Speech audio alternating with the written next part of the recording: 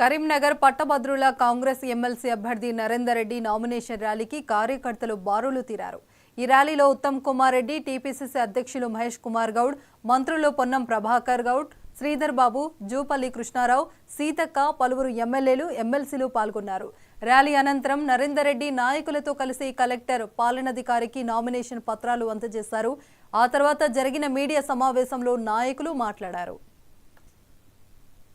Party బలపడినటువంటి విద్యావంతులైనటువంటి విద్యావేత్త నరేందర్ రెడ్డి గారిని గెలిపించాల్సింది అవసరం ఉంటేనే ఉంది. ఎందుకంటే ఒక రకంగా అభ్యర్థి పరంగా చూసినప్పుడు విద్యావేత్త విద్యారంగాన్ని పిల్లలకు చాలామందికి గ్రాడ్యుయేట్లుగా రావడానికి అవకాశం కల్పించి ఎంతోమందికి ఉద్యోగ అవకాశం కల్పించినటువంటి రెండవది ఈ ఎన్నికల్లో కాంగ్రెస్ పార్టీ అభ్యర్థి బలపరచాల్సినటువంటి చారిత్రక అవసరం ఉంది. ఎందుకంటే గడిచిన దశాబ్ద కాలంలో ఆనాడు టీఆర్ఎస్ ప్రభుత్వం బాధ్యత రాహిత్య పరిపాలన, అవినీతి పరిపాలన మూలంగా అమరవీరుల ఆకాంక్ష నెరవేరలేదు. ఈనాడు కాంగ్రెస్ పార్టీ ఆధ్వర్యంలో గౌరవ ముఖ్యమంత్రి రేవంత్ రెడ్డి గారి నాయకత్వంలో ఎన్ని ఇబ్బందులు ఉన్నా కూడా చెప్పినటువంటి ప్రతి మాట నిలబెట్టుకుంటూ సంక్షేమ పథకాలు కావచ్చు, అభివృద్ధి కార్యక్రమాలు కావచ్చు, ఉద్యోగ కల్పన కావచ్చు, ఇవన్నీ కూడా చేస్తూ ఈరోజు నామినేషన్ దాఖలు చేసిన సందర్భంగా ఇక్కడికి వచ్చేసిన అందరికీ కృతజ్ఞతలు తెలియజేస్తూ మరి ఖచ్చితంగా 34 సంవత్సరాల నుంచి ఇదే ప్రాంతంలో అందరి మన్ననలు పొందుతూ మీలో ఒకటిగా పెరిగిన వాడిని నేను.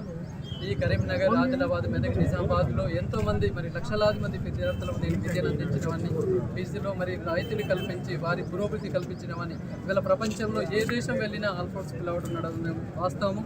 మరి రాబోయే 30 సంవత్సరాల్లో మీలో ఒకటిగా మీకు సేవకుడిగానే ఉంటాను తప్ప కానీ వేరే ఉద్దేశం లేదు.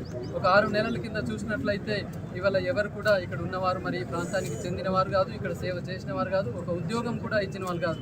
1995లోనే నాకు గవర్నమెంట్ ఉద్యోగం వచ్చినప్పుడు నేను రిజైన్ చేసి రెండింటికి న్యాయం చేయలేం, గవర్నమెంట్ ఉద్యోగానికి ప్రైవేట్ ట్యూషన్ చెప్తూ అన్యాయం చేయకూడదు అని చెప్పేసి వెంటనే 1995లోనే 1 నెల గవర్నమెంట్ ఉద్యోగం చేసి దాన్ని రిజైన్ చేసి మరి ప్రైవేటు ట్యూటోరియల్ కళాశాలలు చేస్తూ ఒక్కొక్క అడుగుతో ఈ రకంగా వచ్చి ఉన్నాను.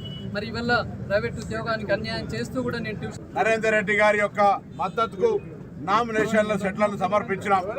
ఈ సందర్భంగా యావత్ 4 జిల్లాలకు సంబంధించిన 6 లోక్సభ 42 శాసనసభ స్థానాలకు సంబంధించిన పట్టభద్రులందరికీ విజ్ఞప్తి చేస్తూ ఉన్నాం.